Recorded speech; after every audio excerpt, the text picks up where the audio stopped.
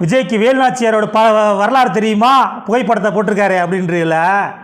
நீங்கள் வேலுநாச்சியாரோட வரலாறு தெரிஞ்சிருக்கீங்களா? நீங்கள் வேலுநாச்சியார் கை குழந்தைய பின்னாடி தொங்க போட்டுக்கிட்டு சண்டை போட்டாங்களா? நீ பார்த்தீங்களா? நீ பார்த்தீங்களா? அது ஜான்சி ராணி. நீ படிச்சிருக்கீங்களா இல்லையா?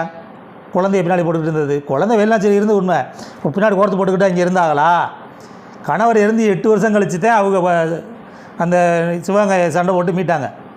அப்போ 8 வயசுனா அதுக்கு முன்னாடி அந்த பாப்பா வயசு தானே, 10 வயசு பாப்பா தூக்கி காலத்தில் போட்டுக்கிட்டு இருப்பாங்களா? கொஞ்சமாவது மண்டையில் மூளையே இல்லையா?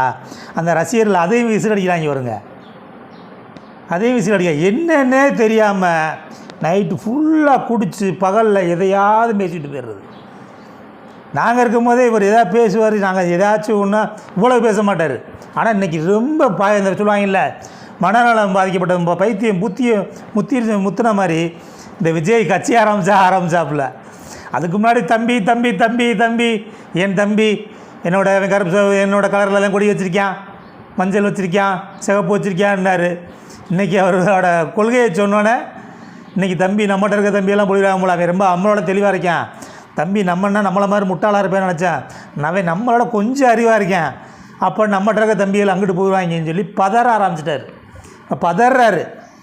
இப்போ பதறி எதையாவது போதையில் பேசிட்டு போயிடும்ட்டு மது ஒழிக்கிறதெல்லாம் அப்புறம் உங்களை ஒழிக்கணும்.